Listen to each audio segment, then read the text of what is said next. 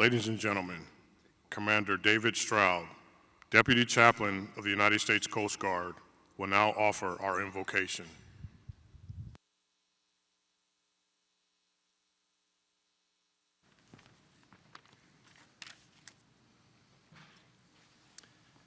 Let us pray.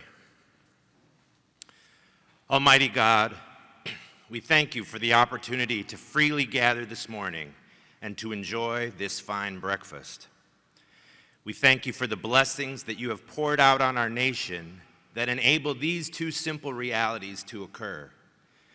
We do both so often that if pressed, most of us would have to admit that we take them for granted.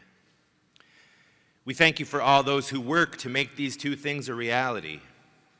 We thank you for the call that you have placed on a small percentage of our nation's men and women to put on the uniform of our military and stand to protect us around the world.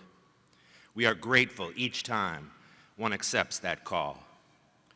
We thank you for that other small portion of our society that answers the call to work each day to equip our protectors with the tools they need to accomplish their missions and provide for our way of life, symbolized in our gathering at these tables today. And we thank you for the Navy League and those like them who support us in that endeavor. We thank you for the United States Coast Guard and all those who wear her cloth.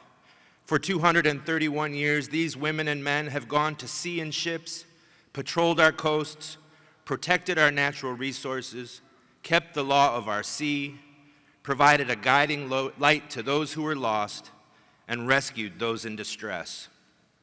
We thank you for the leadership you have given us, from the Commandant setting the course of the service, to the seaman showing another how to correctly tie a knot, and all those in between.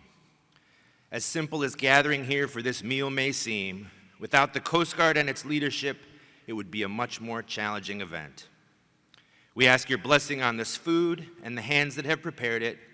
We ask your blessing on our nation, our military, and especially our Coast Guard. For we ask it in your holy name. Amen. Thank you. Please be seated.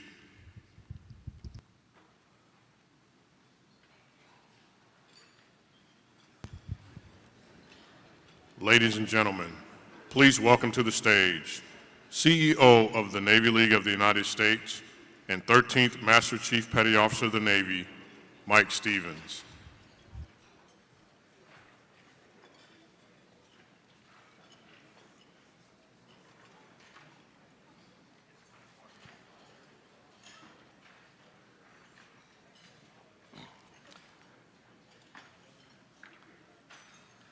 Well, good morning, everyone. Please eat. Before I get into the prepared remarks, I just wanted to say something real quick. So this is the third year we've had this Coast Guard breakfast, and I can remember how it got started under the watch of Mr. Alan Kaplan, our 49th National President. And Admiral Carl Schultz, the Commandant, was the first speaker 3 years ago, and this will be Admiral Schultz, I believe this will be his last Coast Guard breakfast in uniform. And because you notice I said in uniform, because we sure hope to have you back. But I wanted to take this just a quick second before I get into these remarks to say that in my nearly 34 years of service in the Navy, and then hopefully my continued service in civilian clothes, I've had the opportunity to work with and for some tremendous leaders, I will admit that. In the 3 years that I've had the opportunity to get to know the Commandant, Admiral Schultz, I just have to say, Commandant, that you're one of the finest leaders that I've had the opportunity to be around, and equally as important, just one of the most decent people that I've had the opportunity to be around. And this morning was an example of that. As we're walking down the hall, there's some young coasties that are standing off to the side just hoping to get a glance at the Commandant, and he was on my left-hand side, and he stops, goes around me, and just takes the time to have a conversation with those young Coast Guardsmen. And, you know, speaking from a sailor that grew up as an E1, to have your chief of your service take the time to just stop and have a real conversation with you, because that's what it was, a real conversation, will leave an indelible memory in their mind. So, Admiral, thank you for that.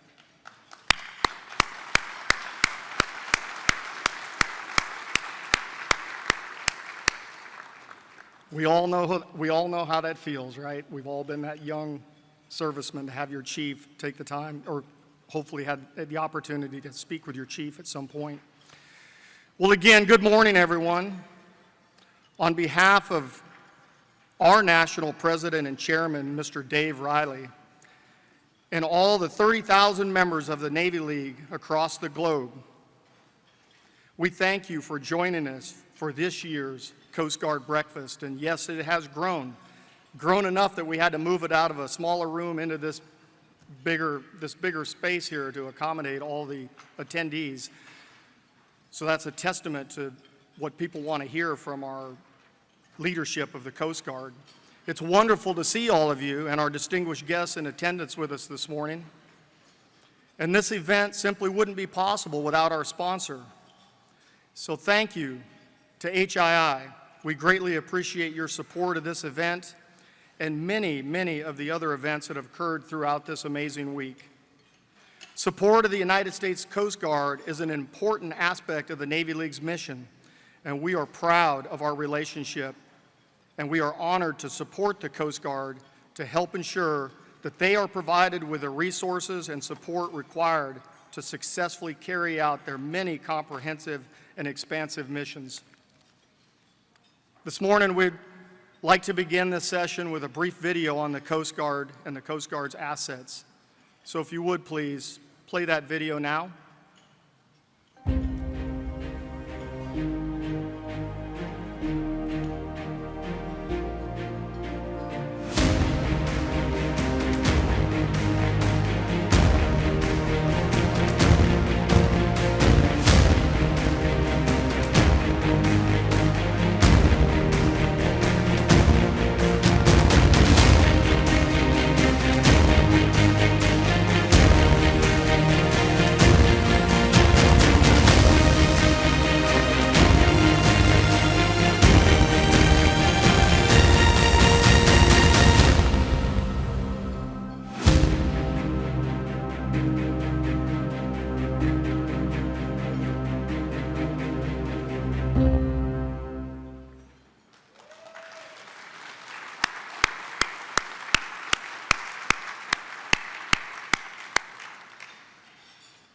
Admiral, now that you had a chance to shotgun a cup of coffee and slap down a couple pieces of bacon.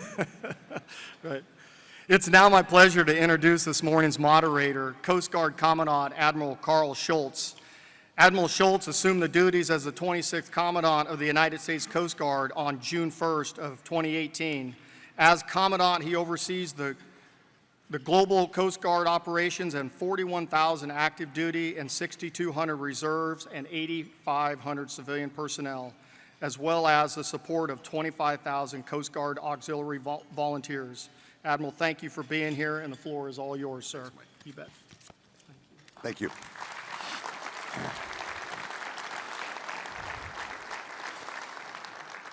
Well, good morning.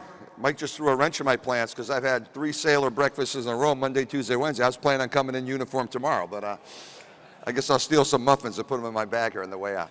Listen, Mike, what a privilege to be here. Dave, thank you, and Mick Pond and the Navy League staff. What a great event this week, and I say 3 days, but really the STEM event on Monday. I wasn't here Monday, but some of our coaches were here. We look at the talent, the lack of talent, not talent, but the lack of available numbers to join the armed forces these days. So those STEM events are really great places to make contact with young kids, and I saw that with sort of middle school up through high schoolers. So that is exciting, and I really want to salute the Navy League for pressing into just another place of relevance to support the sea services of the nation. Each morning when I wake up, I roll over, and the first thing I sort of do is look at the operational things that occurred in the Coast Guard last night. We had a little bit of an unusual case last night. We had a case, we rescued 10 cats. And unfortunately, 1 cat jumped out of the boat. And this is a little quiz to see who's paying attention. How many cats are left in the boat? 9? None. They were copycats. All right. You're awake. I want to make sure before I bring some really smart people to come talk to you that you guys are dialed in here. Let me say a couple of comments here, and I want to do a little audible here too. I want to recognize yesterday President Biden made a very significant announcement for our service. President Biden announced that my successor is going to be none other than an extraordinary friend and colleague who's here with us this morning. I'm going to ask her to stand up, but Admiral Linda Fagan, the 32nd Vice Commandant.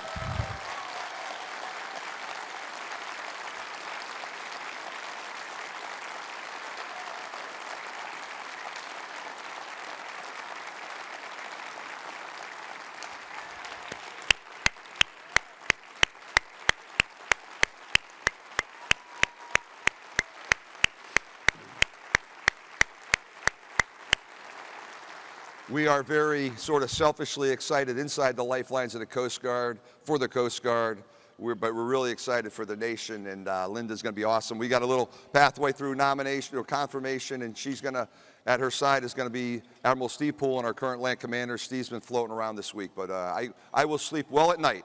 And Steve, you're here as well. Steve, how about standing up, our 33rd Vice Commandant? I didn't see you in the room, Steve.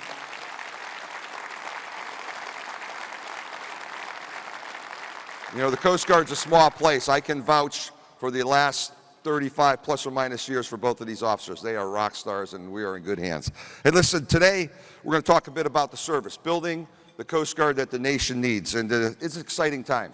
I would tell you that the demand for Coast Guard services, home and abroad, has never been higher. And we have the smartest coasties. We're working on the sufficient numbers and getting them out there, but we have the best coasties doing meaningful missions, protecting the $5.6 trillion of economic activity here in our 360 seaports. We've all lived through supply chain challenges. We've got men and women standing watch across the globe. You know, that crew I stopped and talked with was the John Shoreman, and those young men and women are on a new fast response cutter. In a couple short months are going to be plying the Atlantic to stand the watch in the Arabian Gulf, working for the 5th Fleet Commander, Vice Admiral Brad Cooper. And we're going to commission their sister ship, the 6th fast response cutter, up in New York here in a couple short weeks, and we are very excited about the Coast Guard contributing to the joint fight in that part of the world. You know, one of those other clips that I saw was, day before yesterday, you talk about the global Coast Guard. It was the USS Herschel Woody Williams off the coast of Africa, Expeditionary Support Base number 4. Big ship, first time we've had a law enforcement detachment. Steve's got one of his teams on there. A lot of things going on in that part of the world. We're paying attention to China with basing ambitions on the west coast of Africa. There's one of the hotbeds of IUU fishing where distant water fleets from far off places are ravishing the waters and the food issues off the African continent.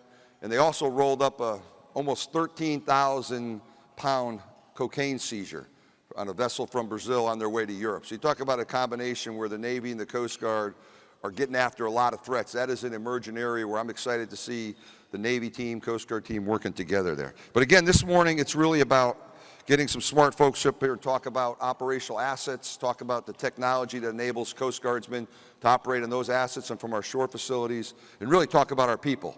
And I have the privilege of bringing up Rear Admiral Doug Schofield. Doug is our Chief of Coast Guard Acquisitions. That's a big job. It's the entire portfolio, surface, air, you name it, he does it. Foreign military sales, and Doug was our PEO before that, and he fleeted up into this job. And Doug, how about joining me up here? He's joined by Captain Rusty Dash. Rusty's down at our C5I Center, Service Center, and Rusty essentially all the enabling technologies. You know, and you walk it back to how do you take a workforce that's suddenly been pushed out of the office place with some fundings from the CARES Act? How do you bring connectivity to the waterfront, to our cutters, where men and women just want to be able to do their basic functions at sea and do the job? Rusty has done remarkable things in what we call the tech revolution for the Coast Guard. And lastly, we have Captain Laura Collins. Laura, come join us. Laura is a sailor, a personnel expert, an extraordinary officer. Her husband was a Coast Guardsman as well, as was Rusty's wife. And Laura's going to talk to us about some things going on in the human resources world. She is civilian personnel. She is our lead officer for all policy matters on being a Coast Guard more representative and more inclusive to really draw the best and brightest from our country. So team, grab a seat. I'm going to join you, and we're going to walk around a little bit of what's going on in the Coast Guard this morning. Thank you. All right. Douglas, I think we'll start with you. So Doug, as we talk about this active duty, not this active, but this active maritime domain and really the changes and the demand signals for the Coast Guard, can you talk about, how are we attenuating, responding to that complexity, and how are we sort of thinking through the design elements to better execute our missions across the globe from an acquisition standpoint? Yeah, great.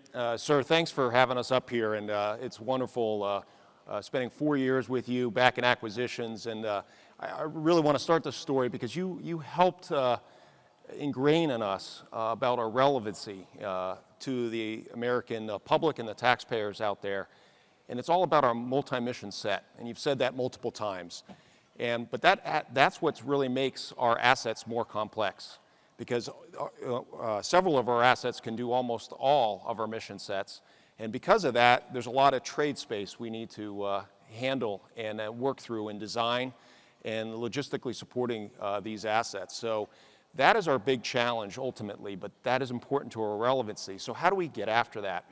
We work real hard on 2 areas, one of which is really important on this to really understand that complexity is we need to work with our industry partners and really, prior to going out for solicitations, work through what the state of the market has out there, work with industry partners to understand what those trade-offs, so before we put a solicitation out, we understand that dichotomy and those challenges so we can best get the multi-mission platform of tomorrow for your Coast Guard, and I'm really excited to work with industry on that, and that's a great place to be on state-of-the-market technology and that synergy with industry. So. Yeah, no, thanks, Doug. And, I reflect back here sort of towards the end of my run in the Coast Guard, but, there was a point, when I was a junior flag officer, we almost lost acquisitions in the Coast Guard. We had a couple struggles here early in what was then the Deepwater program.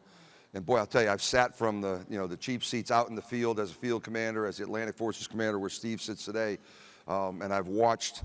We got Mike McAllister in the room, who was our DCMS before Paul Thomas. I have watched our Coast Guard acquirers, our team, our contract folks, really raise our game. And I'll tell you, I would boldly, I think, stand up in any circle and say, hey, I'd put our acquisitions professionals against anybody. So I appreciate that, that multi-mission thinking and how we've adapted to that. But I want to tell you, I salute the team for just doing tremendous work and just that we get better every day. Let me pivot over to, the guy that helps us tackle this increased complexity, the technical world.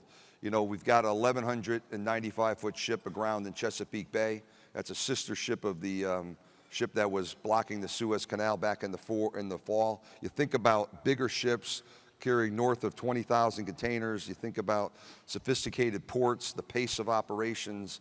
You think about the Coast Guardsmen, all the humans there, the cyber threats. Rusty, you are in a very complex, fast-changing world. And then it's, what does that next generation Coast Guard man or woman want? They want some mobility. They want more mobility in their hand than we give them on a desktop computer. And I want to tell you, you're just doing some great things. But my question for you, when you think about mission support capabilities, can you talk a little bit, Rusty, about what you and the team under Admiral Dermanalian's leadership have been doing in terms of what we've framed as our tech revolution in recent years? Yes, sir, Admiral. So we started the tech revolution in March 2020 at the State of the Coast Guard address. You announced that, and you nailed it, sir. The tech revolution is about empowering the people of the Coast Guard with reliable, mobile, and integrated capabilities so that they can better do their job. We start with reliable because before we did tech revolution, it wasn't. The Coast Guard's technology was failing the people of the Coast Guard. Mobile because most Coast Guard work does not happen at a desk. Operations and mission support require capability at the place where people do their work, and integrated because it has to help them do their job. It's organized around 5 lines of effort, real briefly, and I know we'll get into these more in detail in a minute. The first one is cutter connectivity.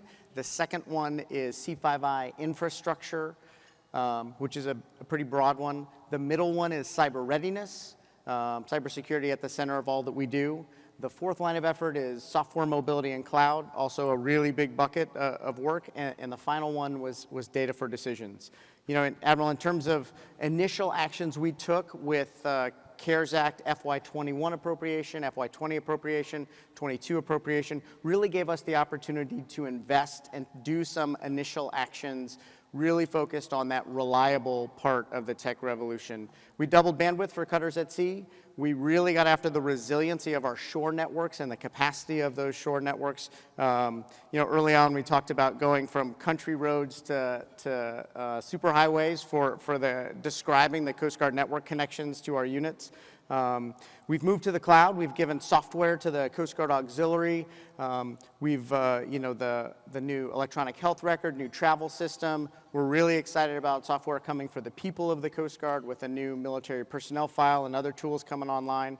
And lastly, I want to call out we're getting ready to turn on a software factory for the Coast Guard, really following the DoD model of software factories. But the power there is the ability for apps developed by Coasties for Coasties in a standard way. So Admiral, all 5 lines of effort, we're pushing hard on those. We were not in a good place. We've really turned the ship around. We're heading in the right direction and building momentum towards the technology capabilities the Coast Guard needs. Yeah, no, thank you, Rusty. And I would tell you just from the sidelines again, an organization that was almost just layering more stuff on the backbone, what we call our enterprise mission platform, with no real mindset about recapitalization. Now we're on an industry-based standard.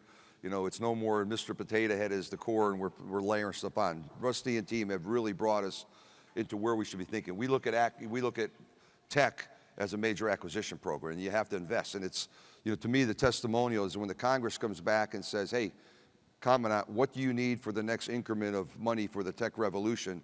Well, that's a different conversation. Yeah, we would try to sneak some portion to recapitalize a system every few years in the past. And Rusty and team and Dave Derminelli, I want to thank you for just terrific work. So, we talk, kind of pivoting to Laura for a second. I mentioned a little bit of the challenge for all the service going out, finding, humans that want to serve their country in uniform. And the technology is clearly altering the marketplace for humans. It's altering, their experience in the place. I mentioned Monday, Ready Workforce 2030. Laura's got a copy. She sleeps with that by her bedside here. But Laura, I want to ask you a little bit here, just to talk to us a little bit about, as Doug and Rusty talked about the platforms, the technology. Talk to us a little bit about the preparations for the workforce. That document talks about modernized, ready learning. It talks about more permeability, portability for folks. But give us a little high-level view, if you could, about the people part of this conversation. Yes, Admiral, thanks for having me. First, I'll start with Ready Workforce 2030. It's really a visionary document that ensures we modify our talent management system and generate the force we need when we need it. We want a best-in-class workforce for our best-in-class Coast Guard. So we need to modernize our training systems, and we need to implement modern ready learning, which is, modern ready learning is tailored to the individual, and so we can deliver training in new ways, and we're committed to delivering our workforce the talent, the skills, and the knowledge to the most impactful and relevant training that's available. In order to be that employer of choice, we've got to train to retain, and we're embracing next generation schoolhouses that balance our workforce's needs with the technology that we have. These schoolhouses will enable the workforce to rapidly adopt new tools, tactics, and technology by making training available in real time. That means not just in our training centers, but we're piloting blended training opportunities, which is a hybrid of on-demand e-learning with on-the-job instruction. We're rolling out a new pilot. This is for our apprentice marine inspectors and vessel examiners, and this hybrid delivery method is a key enabler to advancing our readiness. One concrete example of modern ready learning is something as simple as the paint simulator at Aviation Training Center that's in Elizabeth City. This is a fantastic tool, and it's learning at the point of performance. This exemplifies the need for similar training systems as it increases time efficiency, it prevents chemical exposure and waste, and it increases training tenfold, and it saves money. Thanks, Laura. And we're going to come back because there's a lot. I think the people piece is so critical. Let me go back to Doug and put a little bit more groundwork in here, and we come back and talk, folks. So, Doug, being amidst the largest surface vessel recapitalization of the Coast Guard since the Second World War here, a lot going on. The OPC program is coming up on a critical point in its development here. Can you talk to the audience about what kind of platform we're building here with the OPC, what makes that unique, and how the OPC is going to complement the fleet of 9 on its way to 11 national security cutters, the fleet of, high 40s on its way to 66, because Congress saw fit to fund 2 more fast response cutters, pushing us from a program of record of 64 to 66. But tell the audience a little bit about the Offshore Patrol Cutter. Yes, sir. So certainly excited. My first ship was the Cutter Reliance, and built in 1964, before I was born. So I'm really excited to be part of this modernization and recapitalization effort. But let's talk a little bit about our national security cutters. It's exciting times. So we're building the 10th and 11th national security cutters. They're coming along, and they really do great work. They're really at the cutting edge of the remote areas for Coast Guard and joint DoD operations. They're really doing well that way, but I think that's real important. On the other end, we got the fast response cutters. We have more of those, more near shore, and doing great operations, but they're really been a game changer for us. The seakeeping capabilities, the crew amenities, the boat launch and recovery has really upped our game in the multi-mission aspect of nearshore operations, and we can even deploy those far away with logistical support. So that's really great. So how does OPC fit? OPC really complements. And importantly, most important aspect of the offshore patrol cutter fleet is that this is 75% of our presence offshore through the exclusive economic zone and beyond. It is critical for that multi-mission presence that you always talk about, sir. And I'm really excited to work that. What's great about that cutter is that the human integration factors, the human system integration factors on that ship are outstanding. They're relatively simple. We use common systems out there. We use common boat type launch and recovery systems, and they have a robust standardized helicopter outfit. So we're really excited to get that out, to be our presence cutter out there. They're also efficient and have decent endurance and rage capabilities to really get the job done for you, sir. Super. No, thanks, Doug. And just to sort of foot stomp, we talk about, you hear incessant conversations, if you're the CNO, and I just watched Mike navigate this very challenging space. How big of a Navy you have? There's always a conversation about how many ships in the Navy. What I think is a conversation that sort of goes below the radar is, we're going to have a fleet of 100 new ships here. When you roll in these 11 national security cutters, and I want to foot stomp that a bit. We come back to 64, now 66 fast response cutters, 25 OPCs. That is a fleet of 100 very capable ships, from the high-end patrol craft to a very capable national deployer, and I think that 100 is going to continue to up our game. I reflect last year, Mike McAllister at PAC and Steve Poole in Atlanta, we sailed ships into the Black Sea in April when we were at a different phase of Russian mountain forces here around Ukraine, and we sort of see how that's tragically played forward here, but places the national security cutters, Mike has sailed them into the Oceania region in increasing quantity, into the 7th Fleet, to the edges of the Arctic. National security cutters are that long-range deployer, independent ops, 12,000 miles of steaming range, just tremendous ships, and there's a lot good. I know, I'm going to come back to you, Doug, because I know when I go around the Coast Guard, there's a lot of excitement. When I go to the Academy, young Coast Guardsmen are really enthralled with the high-latitude work. And, everybody, when I see folks, this Polar Security Cutter, we had a little bit of the, the designer's depiction of what the ship's going to look like. Tell us a bit about the Polar Security Cutter, what kind of ship that's going to be, maybe just a little bit of update on the timeline we're looking at, if you would, please. Yes, sir. So Polar Security Cutter, great cutter. A challenge with her, building an icebreaker is hard. Building a multi-mission icebreaker, it really about as a national asset for the U.S., and that's why we have partnerships with the Navy and Coast Guard working this design.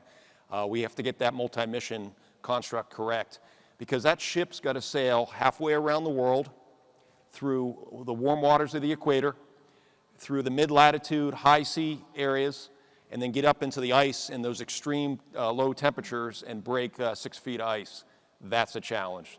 So we continue to work that, and I'm really excited. There's a lot of great design aspects that we're working in there with a more maneuverable, up-to-date hull form that actually takes less maintenance and less horsepower to break the same amount of ice. So I'm really excited about that. We're excited to get her out, start building this year. and then deliver her in 25 is where we're going. Yeah. So we're excited about that, and that multi-mission aspect is so important there. Boat launching, helicopter recovery, and then the personnel side, which is just as important for those sailors that are on board. Really excited for that as well.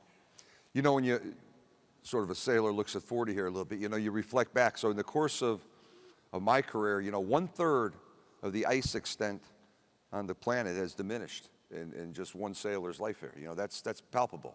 So you think about the geostrategic importance of the Arctic, and you think about it through the lens of, you know, a nation state like Russia that is building a lot of icebreakers and envisions a ship out of Shanghai that maybe can knock off 11 or 12 days of transit, you know, not going through the Suez, but going over the northern sea route or maybe a transpolar route. So, I mean, this is big stuff when you think about global economics. And, you know, and you sort of look around and people said, well, the Navy will send an icebreaker. I think it's lost on us.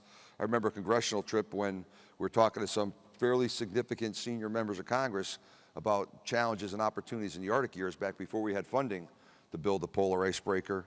And the conversation was, well, Admiral, the Navy's got a lot of icebreakers. I said, yeah, not the Navy that we work with in the United States here a little bit. There's this misperception. So this is a place where, you know, our program of record of 3 polar security cutters is the start to the conversations. It's the down payment. We need to have a conversation, and I've pretty openly said we're talking about 4, 5, 6 beyond in a class of medium breakers. There's a little budget inclusion here that talks about a commercially available boat that we may be procuring. So I think your point, Doug, we need multi-mission icebreakers to do a lot of things, and I think that's important. So Laura, kind of coming back to you, when you think about these new assets, these major cutters, the OPCs, we haven't talked waterways commerce cutters yet, we'll get to that. How have we sort of designed into thinking about a total workforce? I look at that, you know, the old cutters that ply the nation's interior waterways, and, you know, if you're the officer in charge, and we've reconfigured a couple to accommodate our female shipmates, but what do you see from a personnel side looking into the future fleet? And again, Laura commanded a national security cutter. She sailed on the oldest ship in the fleet, the Eagle. She has spanned the continuum. But what's a sailor's perspective on the human aspects of our workforce and our fleet? Well, I appreciate the question, Admiral. You know, I think one of the things I'd like to start with every time I get that question from someone is just the look on the face of some young, smart person that is just being able to touch that technology and really leverage all of their acumen that they bring naturally to the problem. I mean, they joined the Coast Guard to do something great, and to get to touch that technology and make mission happen, take drugs off the water, save somebody, just get out there and protect national sovereignty, do some fishery boardings, and make sure we ensure the prosperity of this nation. I mean, just to see the glow on their face as they're doing that, and especially see the right tools in those talented hands, that is a special moment for any officer. So I thought you were going to give me nostalgic, you know, throwback that you'd rather have a hammock on the Eagle here. Okay, that's good. I've seen a couple happy faces up in the rigging as well, Admiral. There's a few of those too. But no, I think, you know, it's just truly special because of just the talent of our workforce joining, and for them to get to see that technology in action.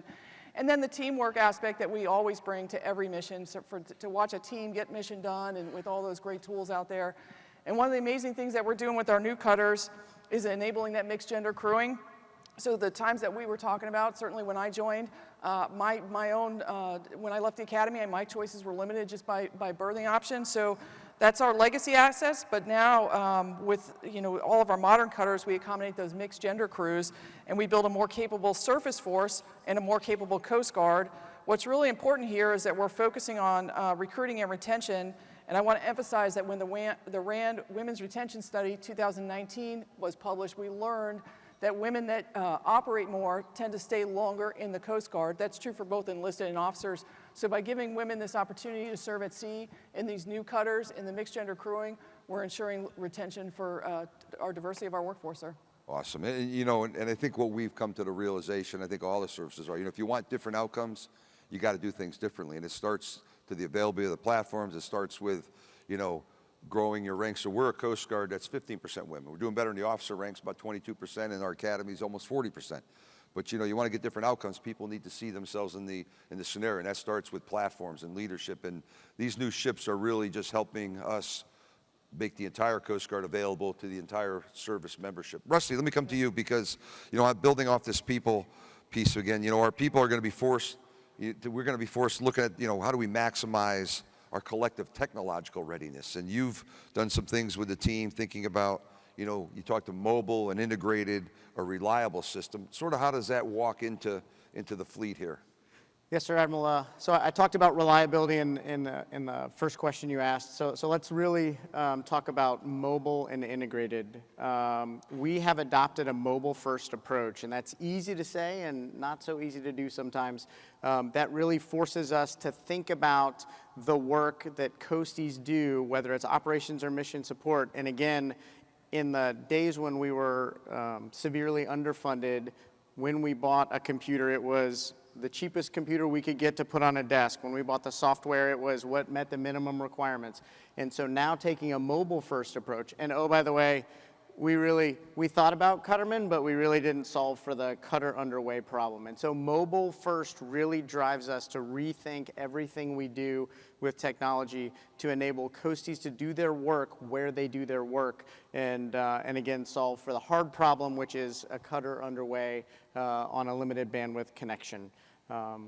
So integrated is a challenge for us as well. And when we think integrated at a small individual capability level, we break that down into three pieces. The first is the hardware that you're using. The second is the software, the apps on those systems. And then the third part is the network. Because if we miss one of those, we really haven't given you a capability. A device without the right app, you can't use it. A device with an app that isn't on the network, you're not going to be able to interact with the rest of the Coast Guard. And again, focused on capabilities and outcomes for the people of the Coast Guard, we really have to focus on the mobile and the integrated in order to get that right, sir. And you know, Admiral, you said if we want different outcomes, we have to do things differently. The other part of how is the fight's probably too strong of a word to use, but the challenge we have in Coast Guard process, the way we acquire, the way we do systems engineering, very waterfall-based, designed to deliver outcomes through a very methodical process. But we've developed the impatience organizationally that I think is really healthy for us as for leaders to continue to demand, and the people of the Coast Guard to demand results from the technology sooner. So we have to be agile. We have to be uncomfortable using innovative techniques to deliver capabilities to coasties in a much quicker cycle. The treadmill of technology never stops. And we joked when we started the tech revolution that the C5I communities model used to be delivering yesterday's technology tomorrow. That's not the model we want to be in. We're really aiming at delivering today's technology today. And so that's the other part of how, Admiral, and how we're getting after it. Yeah, and I like that new model. I might have tell you weren't quite even at that old model before, but that's okay. Yes, sir. Yes, sir. You know, one of the things, you know, and you sort of, I'm not a guy to get nostalgic, but I'll get nostalgic for a minute. You know, when we came in, we talked about the workforce, and we talked about how do you find them, train and retain them. We talked about mobility, and we made a decision very early back in 18 to say, hey, we're going to field some mobility. And we bought, I think, 650 iPads, and we put them out there with the Marine inspectors and the aviators. And some of the board folks, we said, all right, they have them, make them work. Initially, it was like a Kindle, so you didn't have to carry a backpack of inspections manuals and binders. You had it there. But we are at a point now, we're pretty darn close to this mobile inspection app, so a young petty officer, when she's out there doing a handful of boardings and puts in a long, hard work day, Friday at 6 o'clock, she's not back in the office till 8 o'clock, fat fingering stuff that could have been done in the field. 1600, you start your weekend, and you get a little break from your work, and you come back ready again Monday. I salute you there. And on the recruiting side, mobility recruiter, you know, we go meet a young prospective Coast Guardsman, and the recruiter's on the couch kind of sealing the deal with mom and dad. It's Friday. They go back to do the paperwork Monday. The Marines came in on the weekend, and on their iPhone, iPad, they sealed the deal. So it is game-changing. It is success-changing, the work you're doing, Rusty. So I want to thank you on that. Let me just, one more. So when we have this technology, this robust, flexible, information-connected system that we're working on, you know, you talked in your introductory remarks about data analytics, about data management. How do we fully leverage the data? Where do you see us, and sort of where, just in a brief synopsis, where do you see us walking? Because we've stood up a data integration team, and we're trying to think about data-informed decision-making we really don't have a lot of clean data, but we're working on that. What's the smart guy's perspective on that? Yes, sir. I'm certainly not the smartest guy on that one. We've got some awesome. You know folks the working smartest that. guy. Yeah, I do. I don't even know who that is yet. but- Yes, sir, Admiral. And so shortly after we announced Tech Revolution, 6 months later, the Vice Commandant chartered the Data Readiness Task Force, really to focus on that data for decisions line of effort of the tech revolution. Because as you said, Admiral, we have never fully leveraged the power of the data that the Coast Guard has. We're really good at maintaining cutters and aircraft with standards and ownership and procedures and all the logistics defined around the physical assets. We've never taken that approach to apply time and resources to care for the Coast Guard data. So DRTF is really our first committed effort to get after that. The All Coast release last week talks about some of the outcomes that they have achieved. We published a data strategy. We've created data governance, which is really important. Sounds boring, super important to have senior leader engagement on making sure we're getting the most out of the data. We've created the first chief data officer. And that assignment is amazing, and he is going to establish the Office of Data and Analytics to actually implement that data strategy. So we're putting the people in place and the process in place, but then we're also investing in an integrated data environment, a big data platform that if one of our friends from industry would take a look at and what they would expect to see for data analytics, that's the technology we're buying so that we really can ultimately make decision advantage for coasties, whether it's at the junior most level all the way up to the senior most, and really getting after the data problem that the Coast Guard had. The data for decisions line of effort it's about technology, but it's also about governance and workforce development to apply the people part of that to those decisions. But again, Admiral, it's all about creating data-driven decisions for the Coast Guard at all levels of the chain of command that really impact Coast Guard readiness and operational outcomes. No, I think it's a mindset, Rusty, and I think you captured that well.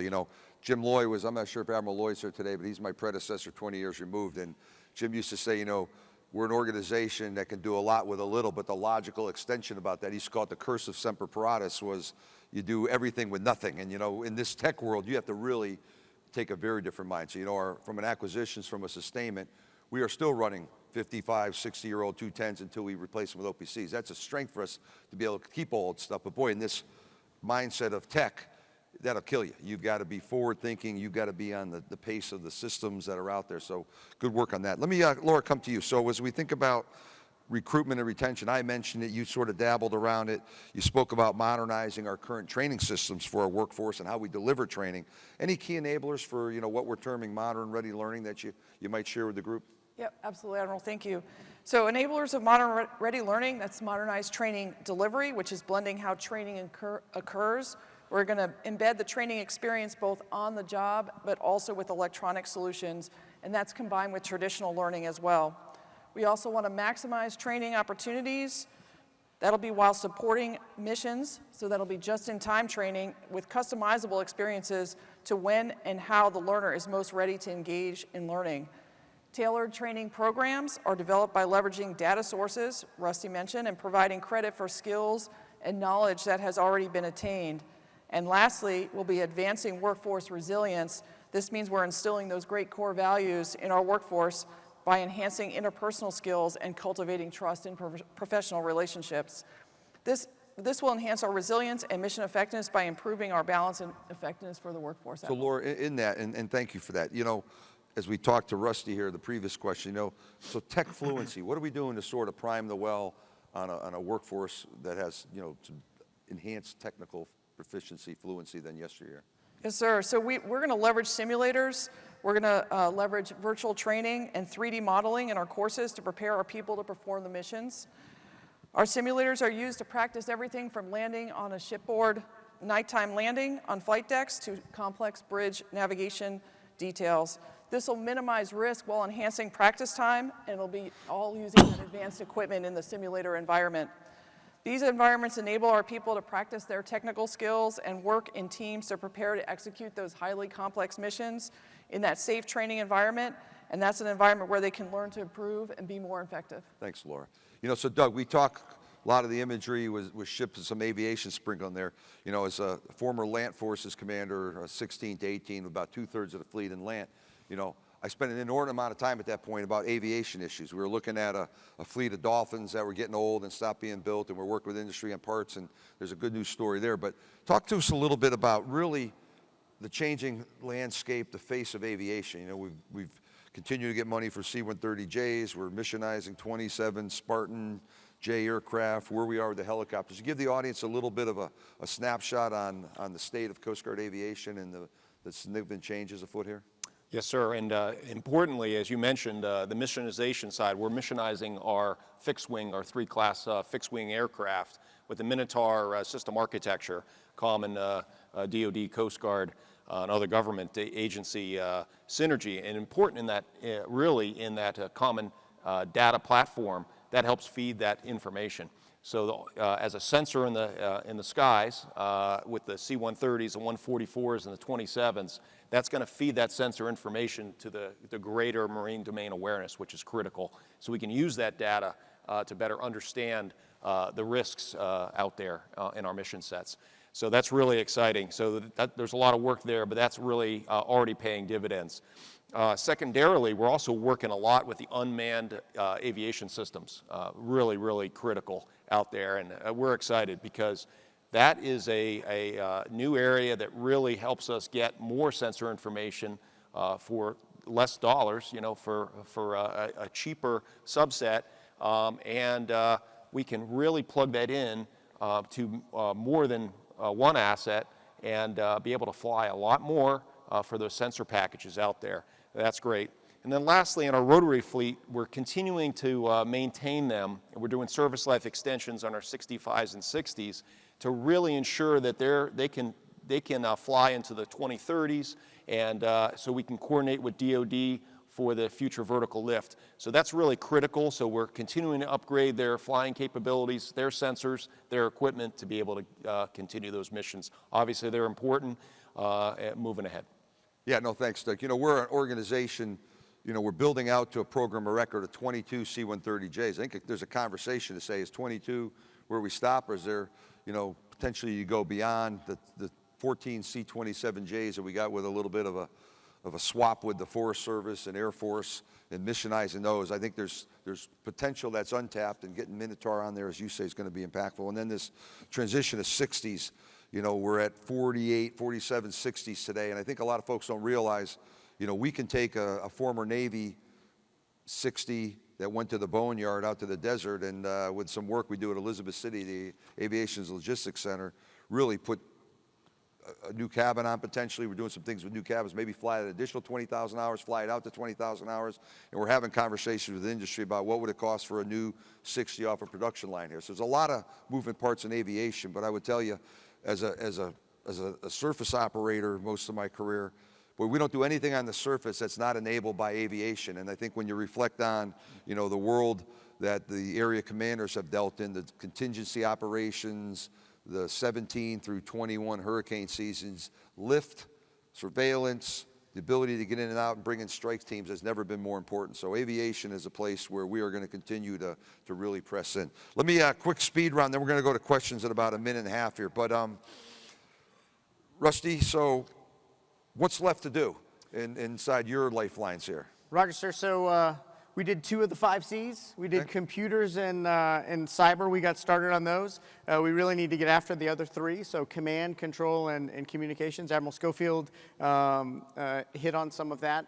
Many of those systems, whether they're ashore or afloat or aviation, are at or nearing the end of their life cycle. So we have the opportunity, the need to reinvest in those. DoD has a very vibrant conversation. The Coast Guard right now, we're forming our vision and our strategy.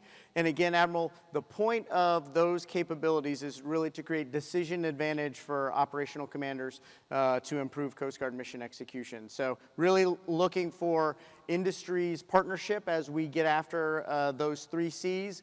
But definitely want to make sure that we're buying things that integrate well and align to the DoD architectures that Admiral Schofield talked about. 2 of the 5 Cs you tackle. Yes, well, we've got started on them, All right, Admiral. 'cause I want to give Admiral Fagan an accurate report card. So Yes, about sir. 40%. Yes, sir. You're marching towards a D, Yes, sir. Well, but maybe blowing my through cadet C- pretty transcript, quickly. Admiral, lots of C's. So, Linda, you're taking notes, right? You taking notes? sir. All right, all right. Rusty is progressing, but was Laura, from a people side, two quick questions. Yes, and we sir. could talk all day.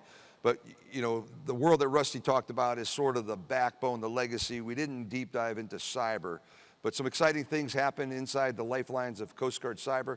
Can you just give us a quick snapshot, you know, Sure. going on at the Academy, what's going on in the fleet, thinking through ratings and the humans that are going to do cyber work for us? Yes, sir. So knowing that the cyber workforce is critical to responding to this increasingly complex global security environment that you mentioned earlier, we're introducing a new cyber rating, which will enable enlisted members to pursue a career in cyberspace operations. And the new Cyber Mission Specialist rating is expected to be available in the assignment year 2023. And this rating will offer additional incentive for people to join the Coast Guard and brings the service and other military branches that do have opportunities for their enlisted to serve in cyberspace.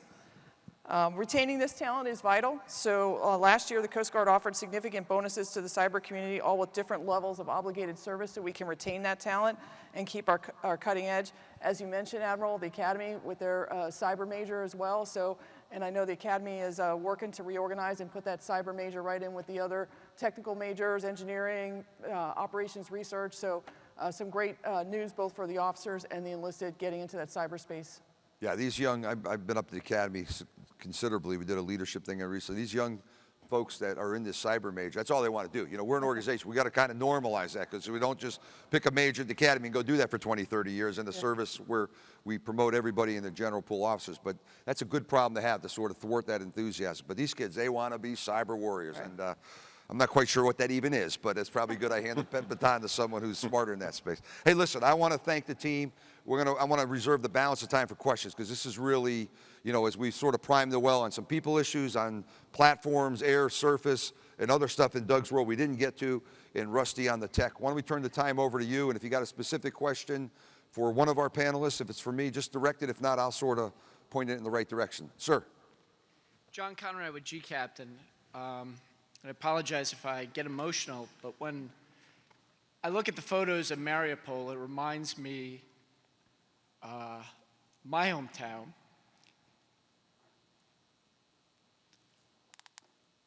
In the Bronx, you know, during the 70s and 80s. The town was burning. And I just went back and I saw there was very little hope. So,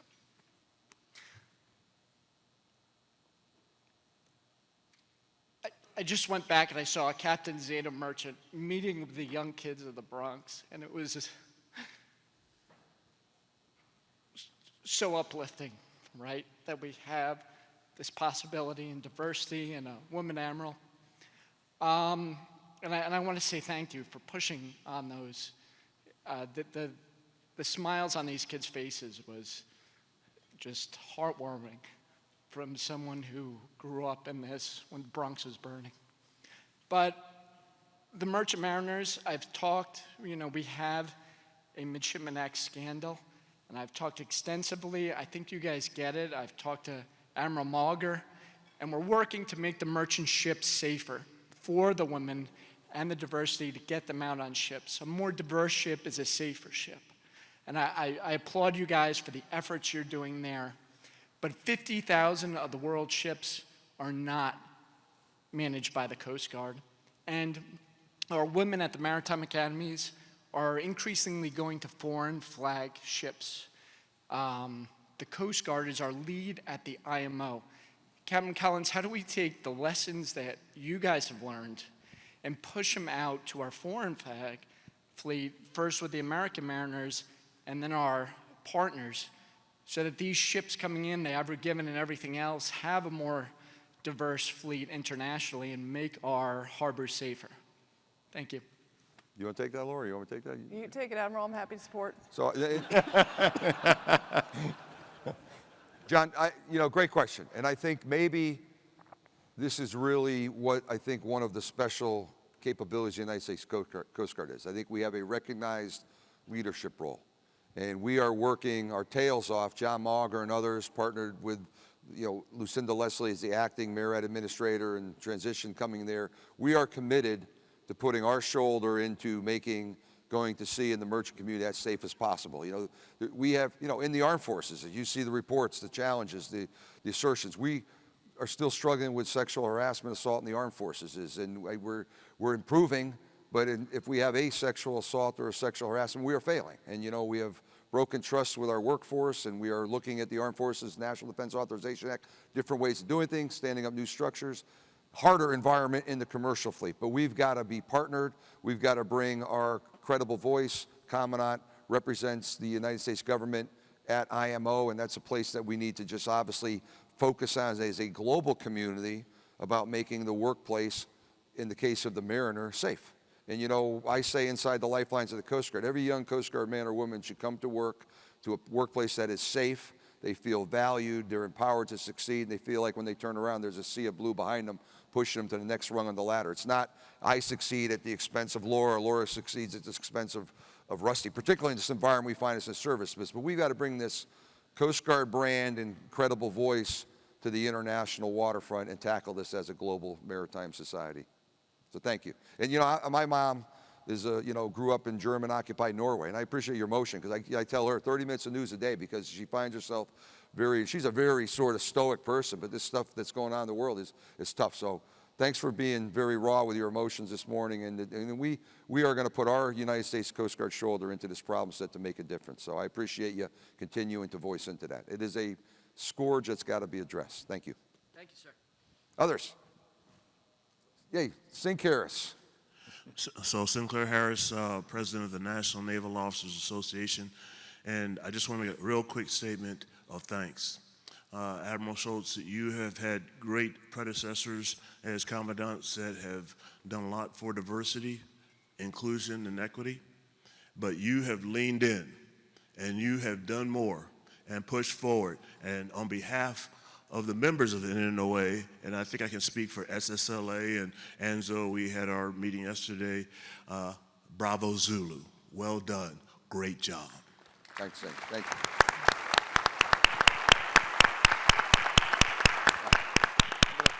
Sink, let me just, you probably have a question. I just jump on one thing. I would tell you, if we've made progress, and I think we have, and it's culture change is hard, and we're sort of on the right side of the field, marching to midfield, but I think the progress we've made is because guys like Sink Harris and the folks in ANZO and our Women's Leadership Initiative, we've partnered. It used to be the Commandant will roll into an event, take questions, and then you go back and you roll into events 6 months later. We now meet with the affinity groups, the major affinity groups, over the course of the year.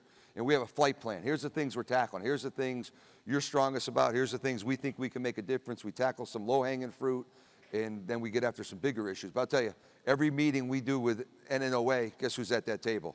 It's Sink Harris. So Sink has enhanced our credibility and brings a perspective to say, hey, your service is trying hard. We will never go as fast as the folks that, think we should be a much different service tomorrow.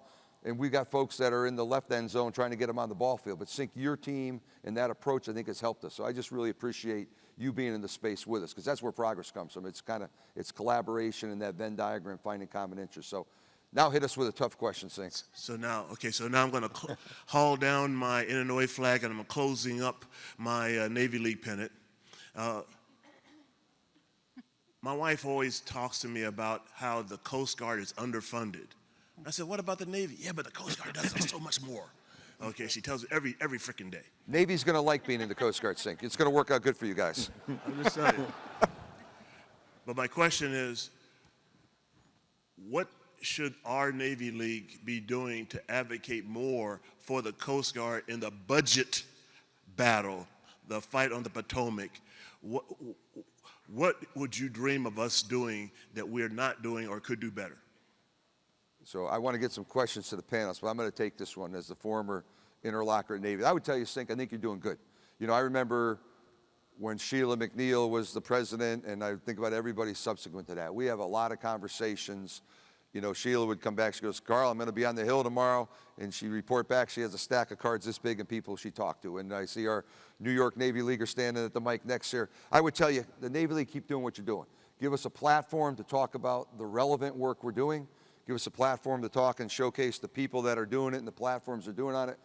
Sink, I don't advertise this broadly outside the lifelines because, you know, the perception is, hey, we're underfunded. We are underfunded, but we've been underfunded for a long time.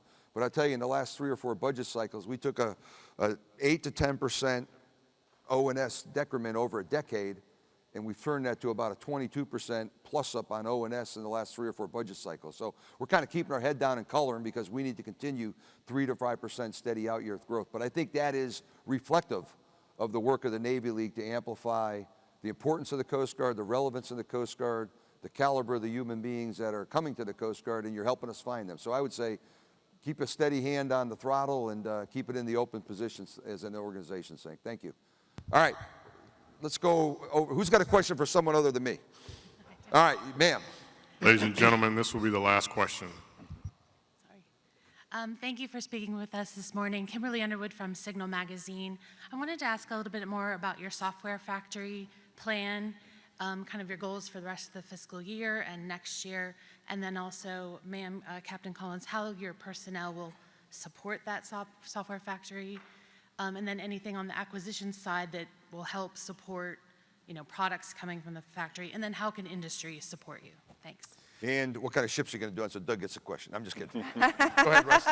Yes, sir, thanks. Great question. And so DoD has really led the way. Each of the armed services has their own. There's kind of a little bit of an explosion of software factories right now. DoD CIO has a really great plan on how to build an ecosystem. And the power of, so on a technical standpoint, our first implementation is going to be based on the Air Force's model, Platform One, as it's called, and we will, the goal there and the reason why each of the services do that is to get to the point where the talent inside each one of the organizations that can write apps, knows the problem better than any requirements document written at headquarters will ever describe, have the ability to, in a secure, standard way, deliver the software that solves problems that they encounter. And so we're really excited about turning that on. It's got to be done in a secure way. It's got to be done in a way that scales to meet Coast Guard need. But on a technical side, we're building off of the Air Force model is our current intent.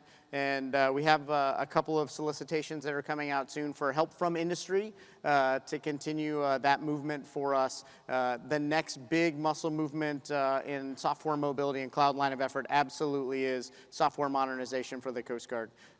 And so thanks for your question. Laura? Yes, Admiral, thank you. Yeah, so I'll just touch on this from a civilian personnel side. We're a little bit in the middle of a civilian personnel renaissance in the Coast Guard. So if you look back 2 years ago, the number of people we hired 2 years ago, we've hired 36% more this year. When we finish this year, we'll have hired 36% more civilian personnel. So that's a huge jump for us, and it's largely due to the growth in areas like Rusty is talking about. The other thing that we're doing is we're really leveraging recruiting, retention, bonuses and relocation bonuses to find those people and retain them, because we really need them, especially in these technical series. And we're also updating how we manage our civilian personnel. So we're just bringing online e-performance, a personnel management performance system. So everything's going online for how we evaluate civilian personnel. And by the way, it's all tied to strategic goals. So we have to be evaluating people with these really smart goals and tying them to the strategic intent of our leadership, including DHS leadership. So we're really in the middle of this renaissance that will hopefully support, the idea is to support these projects that are really demanding this top talent. So, and the market out there is competitive. The other government agencies, you know, they're hiring like we are. So I would offer, you know, if you know someone that wants to join the Coast Guard, maybe they want to join as a civilian employee as well. So we've got some great opportunities out there. So Admiral, I want to applaud the work of CG12 and Laura in really leveraging the full techniques that are out there for especially hiring in the cybersecurity. Yes. The 2210 specialties of civilians, there are a lot of tools that we can use that we are using to try and hire the best talent we can to work in the Coast Guard. Sure. Let me just walk Doug into this. So Doug, you know, you've got a large workforce, uniform, civilian, a lot of contractors, probably more contractors than anyone else. You got all the contracting officers in Washington getting to work on the St. Elizabeth's campus, which is still sort of emerging in terms of accessibility and other things. Just a perspective from you as a customer of Laura's here. Yeah, so we're trying to be nimble with the workforce. Number one is you know, common making sure that we have a common position description so we can quickly hire and be nimble in that side, as well as we're really looking at a contract and procurement modernization effort, and maybe bringing in some more center of excellence there, which may really empower that workforce to be, they can be in different areas of the Coast Guard, come together to tie the buying needs of really the operators in the field and mission support personnel in the field. We're looking at that now, and I think that's going to be the wave of the future, to really harness the great talent that's out there that Rusty needs so much. And I'll also say that the C5I world that we're really working on from an acquisition lens is we're trying to do much more holistic life cycle analysis and buying power through there, which will really help the way we field these systems. And that keeps the personnel happy because they get to see it from cradle to grave with one champion through that life cycle. You know, as I worked through that product that Admiral Thomas's team put together, Paul Thomas's team, that Ready Workforce 2030, you know, I thought a lot about the iterative reviews, the humans, the technical humans in Rusty's world of work, the cyber professionals that Laura spoke about, the technical professionals, the permeability, the portability, you know, the mindset of, hey, if you go after a certain rating and that's all you got to do, you'll get a human with that stripe or background, but they may not have the experience set. And then we're always moving our workforce. So very excited about different things. Let me wrap this up. First off, thank you, Navy League, for presenting the platform today to showcase a little bit of what's going on in a couple different business lanes. You know, I reflect on these last 4 years, and I think about being here.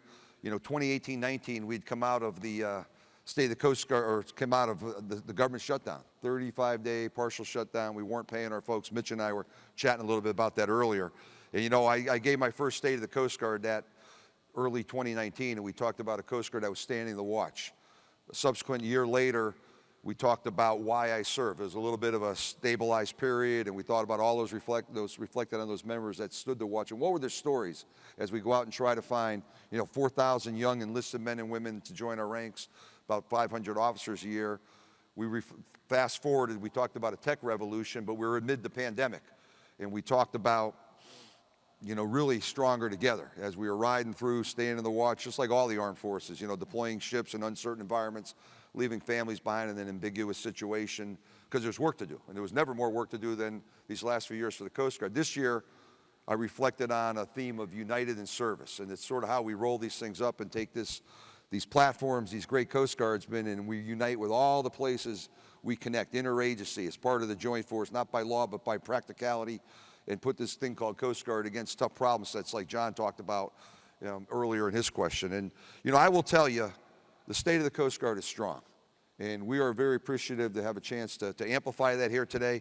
You know, I'll wrap up just by saying, Doug, I think our acquisitions program, I would testify in front of any congressional committee about what we're doing, can do more and more people. I know we got some challenges. We do it on a very thin workforce, but terrific work there. Rusty, the tech revolution, I think, you know, you got us better connecting and enabling our workforce to be in a place that challenges them, that gets them excited about what they're doing, that enables the frontline operations. I tease Rusty, you know, toughest place to go as an Atlantic area or PAC area commander was a Cutter CO's conference, because Cutter connectivity would beat you up. The Rustys and Carl Schultzes that would stand up, you'd shine a bright light. It didn't look like Swiss cheese, it looked like Alpine lace cheese, all the holes that were shot through you. But I'll tell you, I went up there this year and last year, and I talked to the Cuttermen, and you know, there was a smile on their face, because they are actually seeing the work of the tech revolution and Cutter connectivity. So my hat's off to you. And then Laura, really, talent management, Ready Workforce 2030, an inclusive, the most inclusive, the world's best Coast Guard only retains that moniker by being the most inclusive Coast Guard. I just want to thank you for your work. I want to thank the team for the work you put into 2030, Mission Ready Workforce 2030. So hey, thanks for the privilege. It's been an opportunity. We'll be around if there's any questions you didn't get a chance to ask the panelists. And Navy League, Dave and Mike Stevens, thanks so much for the platform and the continued support of the United States Coast Guard. That's it. Thank you. Thanks, guys.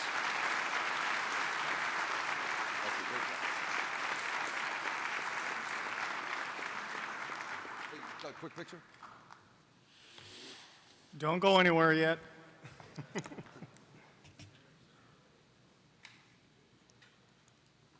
Thanks. Hang on for a second. All right. We hanging for that? At its core, the Navy League's mission is to educate and advocate for the Sea Services of America. And what that means is that we respectfully take the opportunity to educate the American public and our congressional leaders on the importance of a strong and capable maritime forces. And then we are able to go to our congressional leaders and advocate for those things that are necessary for our sea services to execute their many missions. In 1941, the Navy League stopped allowing active duty service members to become members of the Navy League. In May of 21, our board of directors voted unanimously to allow active duty service members to become members of the Navy League of the United States so that you can join us in this important mission. Every single person in this audience today can become a member of the Navy League and join this mission that you've seen us do over the last 3 days of education, because that's what Sea Air Space is education. So we encourage you to take the opportunity to go to NavyLeague.org and become a member of this amazing team. I just wanted to plug that little infomercial in there, right? We'd now like to take a moment in testimony to Admiral Schultz' unwavering commitment to the Coast Guard and service to our country by recognizing him with the Navy League Scroll of Honor. The Navy League Scroll of Honor is bestowed upon a government employee, either uniformed or civilian, who has contributed to an outstanding manner to the furtherance of the Navy League's programs. We are honored to bestow this to you, Admiral Schultz, for all your support and perseverance while serving as the Commandant of our United States Coast Guard. We'll now read the citation. The Navy League of the United States is honored to present our Scroll of Honor to Admiral Carl Schultz. In testimony and tribute to outstanding service to the United States of America and Navy League of the United States, while serving as the 26th Commandant of the Coast Guard from June 2018 to June 2022, leading a workforce of 79,000 active duty, reserve, civilian, and auxiliary Coast Guard men and women. He postured the service to provide unity of effort across the sea services. His leadership ensured the Coast Guard remained semper paratus, always ready, to protect the homeland, enhance economic prosperity, and advance America's national interests. Admiral Schultz positioned the Coast Guard to seamlessly integrate into the nation's joint maritime naval force, allowing the United States to retain our advantage at sea. His extraordinary achievements culminate to an amazing 39 years of selfless service to the nation. The Navy League thanks him for his tireless effort over the years in fulfilling the organization's mission of educating, advocating, and support. Presented this 5th day of April, 2022, signed, David J. Riley, National President, Navy League of the United States. This part I understand.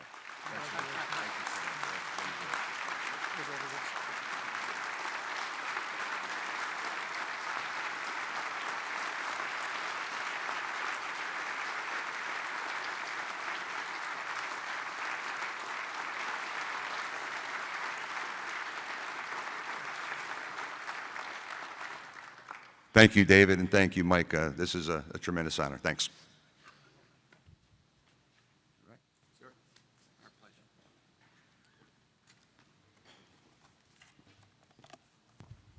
Ladies and gentlemen, this concludes our breakfast. Thank you for joining us.